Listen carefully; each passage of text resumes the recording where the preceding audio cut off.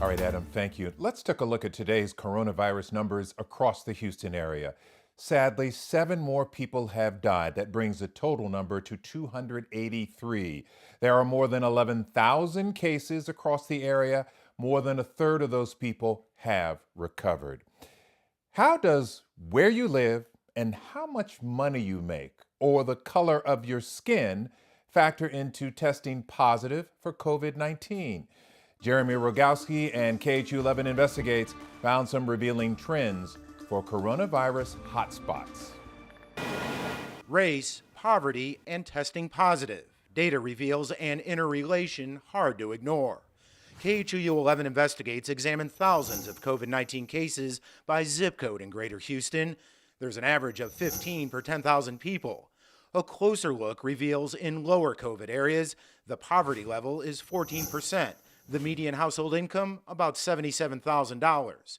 But in areas with higher COVID rates, poverty jumps to 18%, and household income drops nearly 20 grand. We have to face the fact that it costs money to socially distance effectively.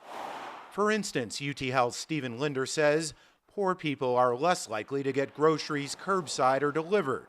They may ride the bus and are more exposed, or they cannot work from home. You may be in an occupation that requires substantially more exposure. Poverty makes everything worse. The data also reveals racial disparities.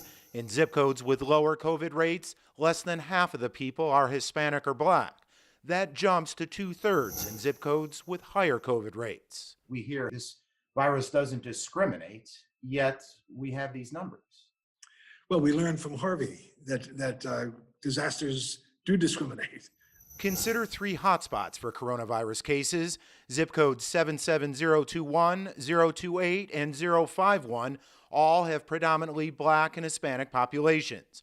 Rice professor Stephen Kleinberg is an expert in urban research. We asked people in our surveys, for example, how's your current state of health these days? Excellent, good, fair, or poor?